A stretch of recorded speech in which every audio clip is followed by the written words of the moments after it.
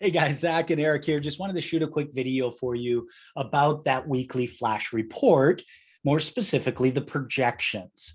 Every week on Friday by noon Pacific time, we're expected to produce our projections, our actuals and projections. And so on this weekly flash report, inside the red box is the projections. You've got week one projections, week two, week three, and week four and beyond. For those longer months that sometimes have 5 weeks, we always stick to 4 weeks of projections, which means that the first Friday or week one of the month at noon, we're expected to come in and update 4 numbers. The first one is gross R1s added. This is all new agents and anyone that is below an R2, which means they've done anywhere from 0 to 7 transactions in the last 12 months. So that first number is how many agents have you actually added to your market center in the first week of the month? The next number is a projection number. How many R1s are you projecting to bring in by the end of the month? Eric, this is more of a goal, especially when it's like the first week, isn't it?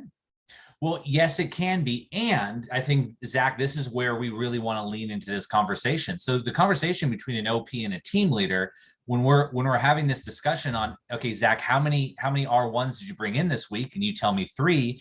And then I ask you the question, okay, Zach, so how many are projecting, or what does your pipeline look like for the rest of the month? What can we expect to add? And you tell me 10. So really this exercise and the power of this exercise really comes into play in this conversation right here. How many did you gross and how many do you project to have? It's that relationship that you have with your pipeline and knowing exactly how well you know it, essentially the pipeline, right? You got it. Bingo. So that first number is how many actual you brought on. Second number, how many total you plan to end the month with. Some people get a little confused where they say, oh, I brought on 3, I'm going to bring in 7 more. If you're going to bring 7 more in addition to the 3, then that number is going to be your total for the month, right?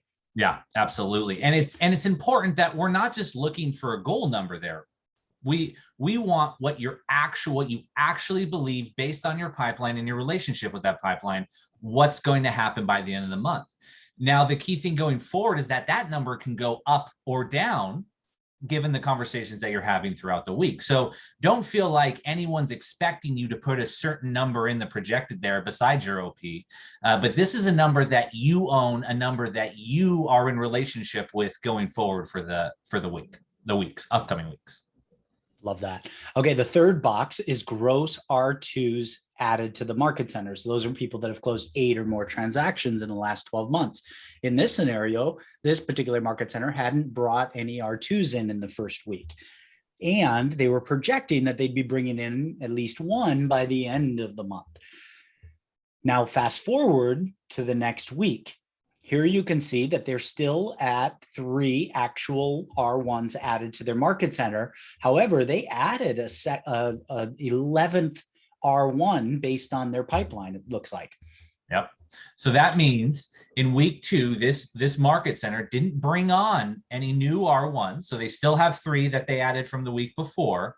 And now they're projecting that 11th one, like you just said, Zach, based on the conversations that they just had. Yeah, and they didn't bring in any R2s, and yet they're still projecting to bring 1 in by the end of the month. Yep. Now, the following week, of course, this is going to be at least 3. The added never goes down. However, it could be that 3 or 4 of the R1s that they were planning on bringing in this month called the market center and said, hey, I didn't get the test date I was looking for, or I'm not quite ready to make the move I'm going to be coming next month.